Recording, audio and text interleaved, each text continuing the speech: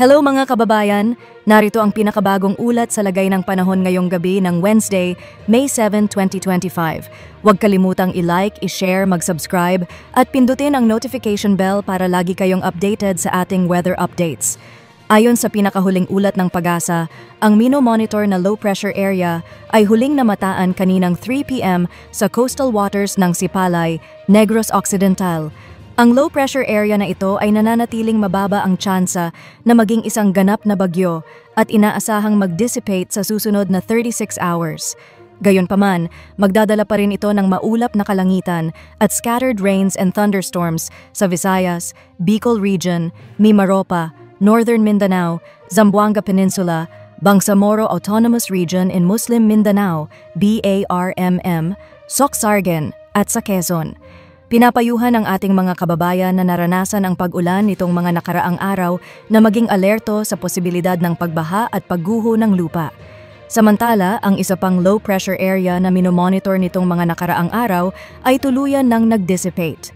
Para naman sa easterlies, ito ay nakaapekto sa nalalabing bahagi ng ating bansa. Sa Metro Manila at iba pang bahagi ng Kapuluan, asahan ang partly cloudy to cloudy skies na may mga tsansa ng localized thunderstorms. Patuloy na maglalabas ang mga katuwang nating weather services ng thunderstorm advisory, rainfall advisory, or heavy rainfall warning kung kinakailangan. At sa ating weather forecast para bukas, May 8, 2025, sa Luzon, inaasahan ang mga pag-ulan sa western section ng Calabarzon at Mimaropa. Sa Metro Manila at nalalabing bahagi ng Luzon, partly cloudy to cloudy skies na may tsansa ng localized thunderstorms. Ang temperatura sa Metro Manila, inaasahan ang temperatura na mula 25 hanggang 34 degrees Celsius. Sa Baguio City ay mas malamig na nasa pagitan ng 17 hanggang 25 degrees Celsius. Sa Lawag ay posibleng umabot mula 26 hanggang 33 degrees Celsius. Habang sa Tuguegarao ay makakaranas ng mainit na panahon na nasa pagitan ng 25 hanggang 36 degrees Celsius. Sa Legazpi, inaasahan ang temperatura na mula 26 hanggang 32 degrees Celsius. Sa Tagaytay ay bahagyang malamig na aabot mula 23 hanggang 32 degrees Celsius, habang sa Puerto Princesa at Kalayaan ay kapwa inaasahan ang temperatura na mula 26 hanggang 32 degrees Celsius. Sa Visayas at Mindanao, sa Western Visayas, may tsansa ng mga pag-ulan, habang sa nalalabing bahagi ng Visayas at sa Mindanao, inaasahan ng fair weather ngunit may posibilidad pa rin ng thunderstorms tuwing hapon at gabi. Ang temperatura sa Iloilo at Cagayan de Oro, inaasahan ng temperatura na mula 26 hanggang 32 degrees Celsius. Sa Cebu at Zamboanga ay bahagyang maiinit na nasa pagitan ng 25 hanggang 32 degrees Celsius, habang sa Tacloban ay posibleng umabot mula 25 hanggang 31 degrees Celsius. Sa Davao naman, inaasahan ang temperatura na mula 25 hanggang 32 degrees Celsius.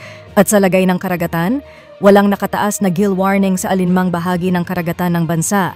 Sa ating 3-day weather outlook Friday to Sunday, sa Metro Manila, Baguio City at Legazpi City, patuloy na fair weather conditions ang inaasahan, ngunit may tsansa pa rin ng thunderstorms tuwing hapon at gabi. Sa Visayas, Metro Cebu, Iloilo City, Tacloban City, at malaking bahagi ng Visayas, wala tayong nakikitang weather system na magdadala ng pangmatagalan o pangmalawakang pag-ulan. Partly cloudy to cloudy skies pa rin ang inaasahan na may tsansa ng localized thunderstorms. Sa Mindanao, Metro Davao, Cagayan de Oro City at Zamboanga City, wala ring nakikitang weather system na magdadala ng malawakang pag-ulan.